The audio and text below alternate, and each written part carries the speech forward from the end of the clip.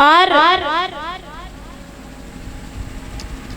जब भगवान राम घुटनों घुटनों चलने लगे, धूल माटी में खेल के आते हैं, राजा दशरथ गोदी में बैठाते। अब भगवान जब अपने पैरों पर खड़े होने लगे परीक्षित महाराज जी, तो शंकर भगवान राम जी का दर्शन करने के लिए आए। और दर्शन करने के लिए जब आए तो बंदर को लेकर के आए। वो बंदर कौन था? हनुमान जी महाराज। बंदर का खेल दिखाने के लिए आए। और जब बंदर को देखा तो राम जी रूठ गए। और राम जी रूठ गए, मैया कौशल्या से कहने लगे, मैया मोय बंदर दिलवा दे, मैं तो बंदर लूंगा। मैया कौशल्या कहने लगी, लाला मैं तो चंद्र खिलौना ला दूंगी, जा बानर को का करेगो। भगवान बोले, नाना मैया मैं तो बंदर लूंगा, चंद्र खिलौना ना चाहिए, वो बंदर चाहिए। इधर राम जी और हनुमान जी महाराज के आंखों ही आंखों में बातें होती हैं, सारे इशारों में, कि कुछ समय के बाद में हम तुमसे अवश्य मिलेंगे। बोले बाबा दर्शन करके जाते हनुमान जी को लेकर के। इधर भगवान राम लक्ष्मण भरत शत्रुघ्न थोड़े बड़े हुए तो गणित, हिंदी, कला, संस्कृत, धन विद्या, अन्य कलाओं का अध्ययन कर लिया। इधर कौशिक ऋषि यानी विश्वामित्र जब जब यज्ञ करते थे तो उनका यज्ञ पूरा नहीं हो पाता था। तो कौशिक ऋषि राजा दशरथ के दरबार में आए। राजा दशरथ ने कौशिक मुनि को सुंदर से आसन पर बैठा लिया और कहने लगे कि हे ब्राह्मण जी बताओ कैसे आना हुआ, आपको क्या चाहिए। तो कौशिक मुनि कहने लगे, राजन मुझे ना तेरा धन चाहिए ना दौलत चाहिए, तू मेरे साथ में राम लक्ष्मण को भेज दे। राम लक्ष्मण को भेज दे। जब वो राजा दशरथ ने सुना तो राजा दशरथ कहने लगे कि हे महाराज, चौथे पन में ये छोटी पूंजी पाई है, आशीष आप लोगों का है, पुरखों की पुण्य कमाई है। मैंने बुढ़ापे में 4 बच्चों को देख पाया है, आशीर्वाद आप लोगों का है और मेरे पुरखों की पुण्य कमाई है।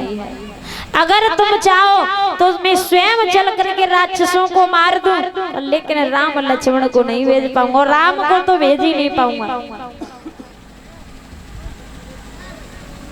मुझे अपने चारों पुत्र प्राणों से प्रिय हैं कि राम देत ना बने गोसाई, राम को नहीं दे पाऊंगा।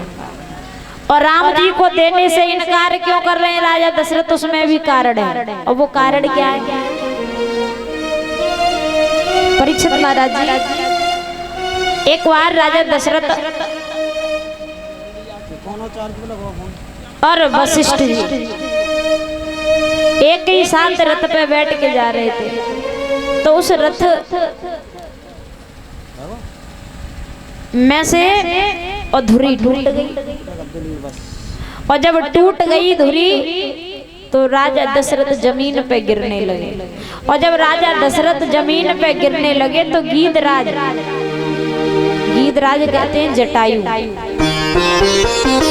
जटायु ने राजा दशरथ को अपने पंखों पर साध लिया। तो राजा दशरथ की जान बच गई।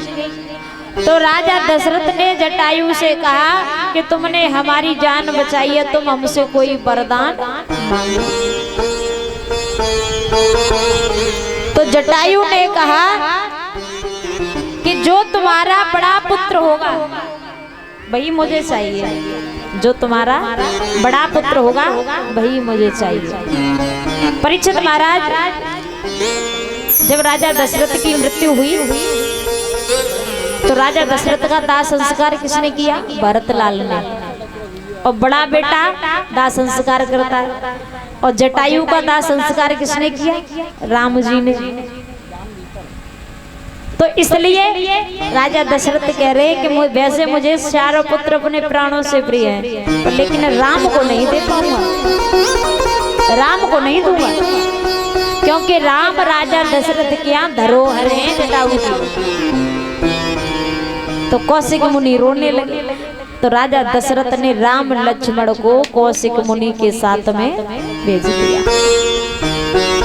और जब कौशिक मुनि राम लक्ष्मण को लेकर के ताड़का बाग में आए परीक्षित महाराज,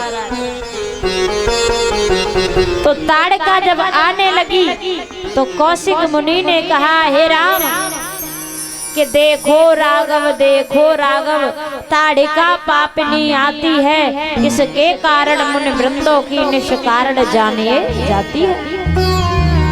हे राम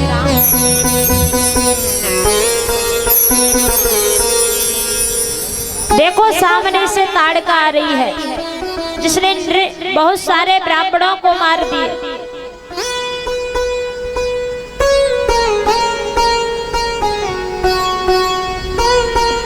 हे राम अब तुम धनुष बाण उठाओ और इस ताड़का का उद्धार करो। तो राम जी ने ऐसा बाण चलाया परीक्षित महाराज, ताड़का के जाकर के लगा तो ताड़का मर जाती है, ताड़का का उद्धार होता है। बोले रामचंद्र भगवान की।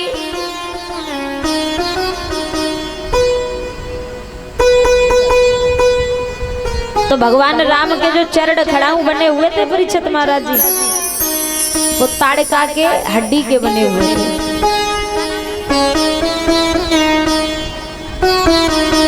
विमला देवी और 51 रुपए से सम्मानित करती हैं। भगवान से प्रार्थना करेंगे ये सदा सुखी रहेंगे। तो परीक्षित महाराज भगवान राम के जो चरण खड़ाऊ थे, खड़ाऊ तो सभी जानते हैं, माताओं जानती हो ना चरण खड़ाऊ, हाँ जो पैरों में पहने जाते हैं। तो भगवान राम के जो चरण खड़ाऊ थे वो ताड़का की हड्डी के बने हुए थे परीक्षित महाराज। ताड़का क्या थी? ताड़का एक माया है। ताड़का क्या है? माया। और माया कभी मरती नहीं है कि मन मरा ना माया मरी, मर जात शरीर।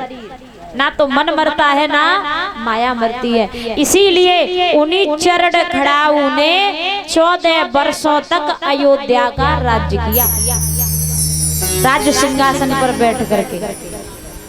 बोले रामचंद्र भगवान की, बोले जय जय श्री राधे।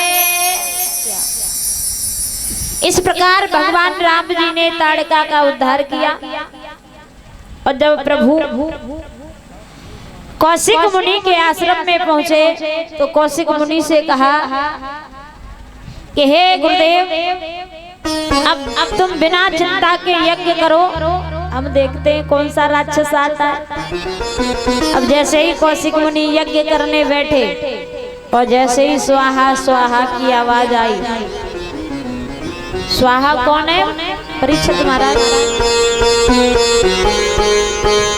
आप रोजाना यज्ञ करते हो ना?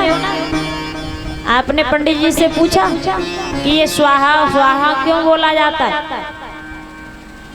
क्योंकि स्वाहा यज्ञ पुरुष भगवान की पत्नी है और बिना पत्नी के कोई हवन, कोई पूजा पूरी नहीं होती है। इसलिए विवाह कर लेना जितने भैया हैं, ना ब्याह ना करो तुम। अगर ब्याह नहीं करोगे तो पूजा करने का तुम्हें कोई अधिकार नहीं है।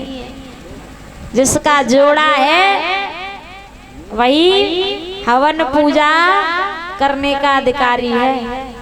अयोध्या में अभी रामलला की मूर्ति की स्थापना हुई तो उसके लिए भी एक जोड़ा चुना गया था। अब मोदी जी के पास में तो है ही ना।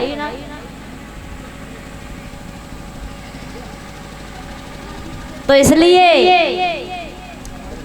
जिसकी पत्नी है और जिसका पति है उसी को पूजा करने का अधिकार है। बोली वृंदावन बिहारी लाल की। तो स्वाहा जो है यज्ञ पुरुष भगवान की कौन है? पत्नी। बिना पत्नी के कोई हवन, कोई पूजा पूर्ण नहीं होती है। तो महाराज जैसे ही स्वाहा स्वाहा की आवाज आई तो मारीच और सुबाहु जैसे राक्षस निकल के आ गया।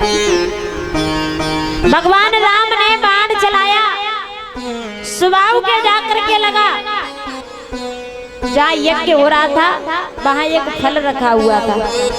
भगवान राम ने फल उठाया और फल उठा करके जैसे ही मारीच में मारने के लिए तैयार हुए तो मारीच सत सागर पार करके भाग गया। बोले रामचंद्र भगवान की। इस प्रकार भगवान राम ने कौशिक मुनि का यज्ञ संपन्न करवाया। क्या हुआ यज्ञपति महाराज? खड़े हो जाओ